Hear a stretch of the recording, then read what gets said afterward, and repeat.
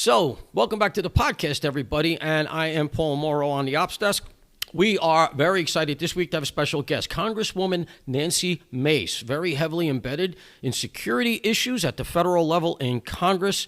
And we are very pleased to have her on the podcast today. So, Congresswoman, thank you for being here with us. And I have to ask you something I hadn't planned on asking, which is we had something of a political earthquake here in New York City.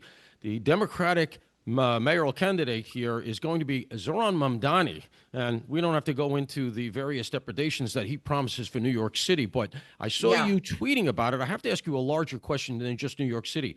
Is this the Democratic Party now? Is this where they're going, where they're going to countenance socialism? Is that what they're going to be, a socialist party? Yeah, this isn't their future. This is who they are right now. I mean, we just had this guy made history Tuesday night, and for all the wrong reasons. I mean, this is a Sharia fanboy. He wants grocery stores to be run by the government. Like, good luck with the bread lines, New York. He wants prisons shut down. He wants to defund the police. Like, the morale of the NYPD, of guys I've spoken to since Tuesday, they're deeply disappointed, and morale is significantly, greatly diminished. It's down in New York. It's sort of like, why bother? And so Florida says they're closed. Where's everybody going to move to? We got a bunch of New Yorkers down in South Carolina, and we welcome our law enforcement. We welcome people who are Republicans who love the law, the letter of the law, and want our communities to be safe. We're open for business in South Carolina. You know, it's funny you should say that. As having done 26 years NYPD, everybody I know that retired is going to either one of the Carolinas, generally South Carolina and Florida. South Carolina, I remember hearing, was looking at legislation to rescind any taxes on pensions. And every cop I know was watching that like a hawk. So, look, let's see where it goes. Let's not own a defeat yet. The general is in November, but Mamdani is certainly a bad sign. And we've made a little bit of progress on safety here in New York, but this would be a significant step backwards. You're absolutely right. Let's move on to some of your initiatives, which I think are so important. I want to talk to you about the Lawless Cities Accountability Act that I know that you're firmly embedded in. Now, this is targeted at something that, as somebody who did 15 years of counterterrorism, law enforcement in general, the sanctuary cities thing is just killing the cities. And, you know, this is something is national, not New York City. So can you tease it out for us? What are you hoping to achieve? Well, if you're a lawless city, let's say you're a sanctuary city, let's say you allow riots and violence to run the streets, you defund the police, et cetera, well, then we're going to take away your federal funding. At the end of the day, everybody is motivated by money. And how can we incentivize good behavior? And that's where this bill comes in. So what are the metrics? So, you know, like it's one of the things you always hear when you're trying to quantify a sanctuary city is, well, we don't really know what it is. Some are more sanctuary than others, et cetera. Where do you cross the red line where the federal government can say, you know what, no more money for you? Well, Congress gets to have that say, and that would be the purpose of the bill, that we can say, we're going to define this situation as lawless, and we're going to move forward and take your funds away. Would you require local law enforcement to honor ICE detainers? Oh, 100%. I mean, that would be following federal law. 100%. We have an issue with this in one of my counties last year in my congressional district in Bright Red, South Carolina. We had a sanctuary sheriff, Kristen Graziano, not honoring ICE detainer requests. And she was letting out illegals who were rapists, murderers, pedophiles, child molesters, you name it, out onto the streets of South Carolina. So it can happen in red states too. And if I had been in charge or I were governor, I would have defunded her. I would have taken her grants away. I would have defunded the county with state funds and state bonds. I would say no more until you get your act together. And that's what the feds need to do with these cities around the country as well. Yeah, I mean, at the end of the day, Congress has the purse strings, right? And so that is a way you can do it. And, you know, I can just tell you, having done this kind of work, the ICE detainers is really the key, because you don't have to get involved in with a judge. You put in a detainer request. It's not limitless. It's not like they're going to hold this person for weeks and months. But, you know, just a couple of hours would make such a big, just a notification, which would make such a big difference. And, you know, I got to make a point, you know. Our default was always to cooperate with all law enforcement. If I got a call from some police department I never heard, we did everything we could. The idea that we won't cooperate with the feds, consider what it would be like if the federal government did the reverse, which is we're not going to cooperate with the locals. So we're never going to notify you that there's a potential terrorist in your city, et cetera. It's just outrageous. And as law enforcement, it just strikes me crazy. I got to segue to ICE now, since obviously it's such an important issue. What do you think of the, and it's a delicate question, what do you think of the job that ICE has been doing? Are we making it clear enough at the federal level that we're going Mhm. after the worst first? What's your assessment? I think they're doing a remarkable job. I think that ICE needs more resources. I think we need to impeach judges that are political appointees and not following the Constitution, not following the law, not following the Supreme Court of the United States rulings that say Donald Trump can mass deport people. There's a guy, I guess, up in Boston right now, Judge Murphy, who is not following a recent Supreme Court ruling. Outrageous. Outrageous. It's totally outrageous. But like Congress, we have the ability to impeach. What are we doing? We're doing nothing.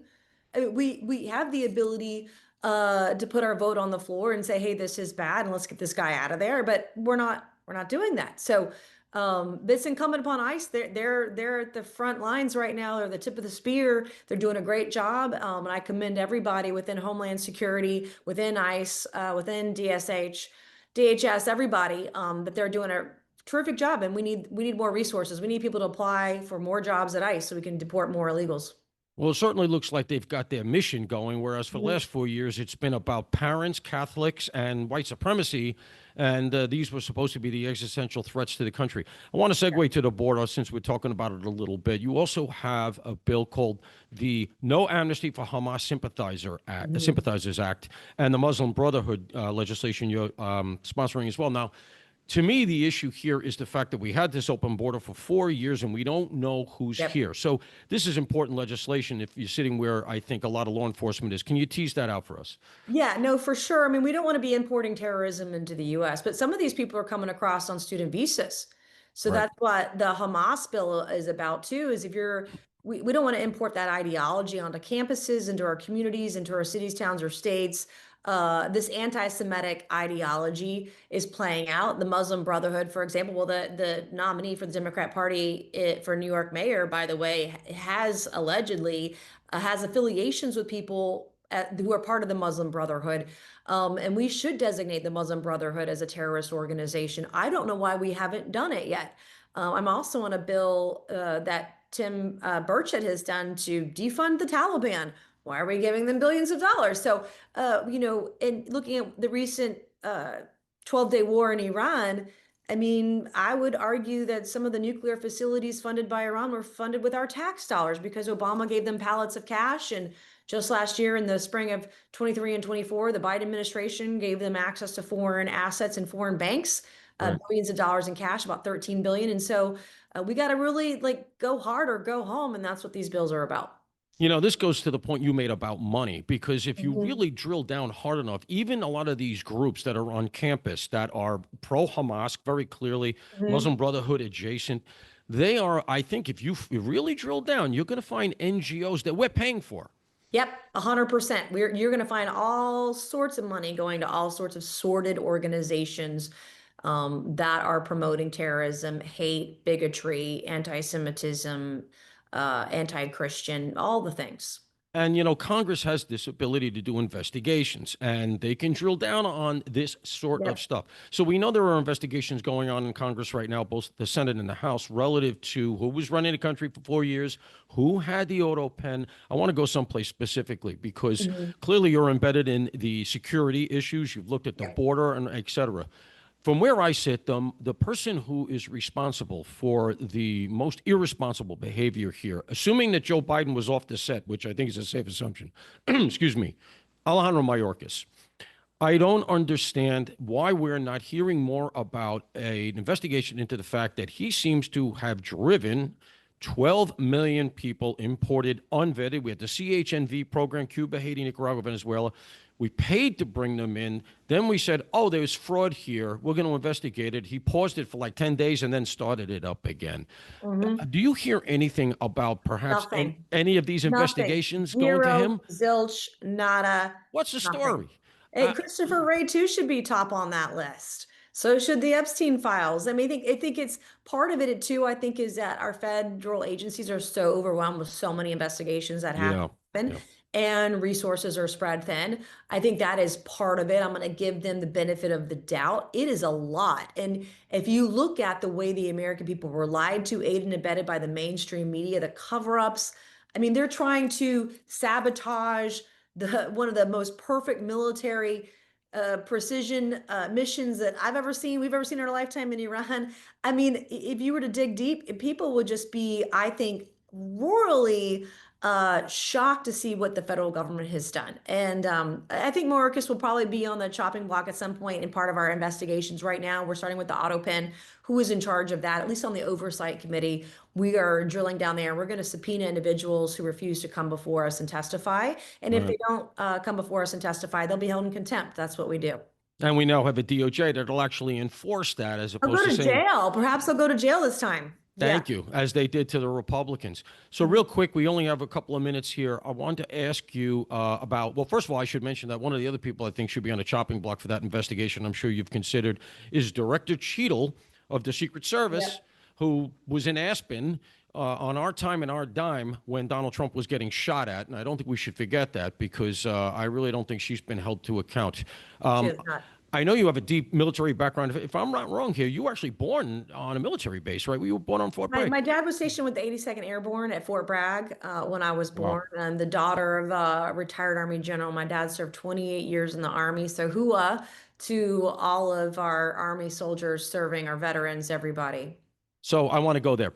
What is your assessment of our state of readiness? Right now, we just had this 12-day war in Iran, as you say. It couldn't have gone more smoothly, irrespective of what the mainstream is saying about its efficacy or not. We may never know that fully, but it's certainly better than sending them pallets of cash, we should recognize. But writ large, what's the state of readiness for our military? I think we're better than we've ever been in the last 4 years. And I had Secretary Hegseth before the House Armed Services Committee a few weeks ago, and I asked him about recruitment. We've already hit our recruiting goals, and we're not even, we're barely halfway through the calendar year right now. When you have strong leadership at the top, starting with Donald Trump in the White House, and someone as strong as Pete Hegseth at the helm as well, and General Kane, and all these military brass and the success that they've had so far, we're seeing recruitment go through the roof, and our readiness is better than it's ever been.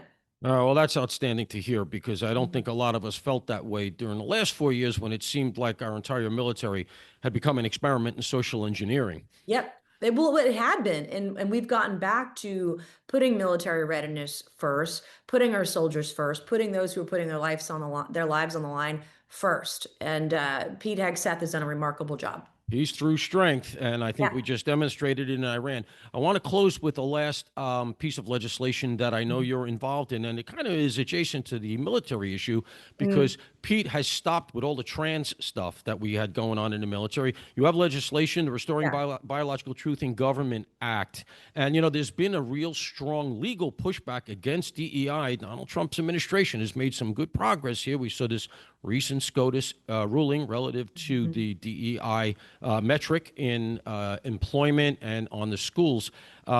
Tease this out for us as well. What are you hoping to do with this legislation?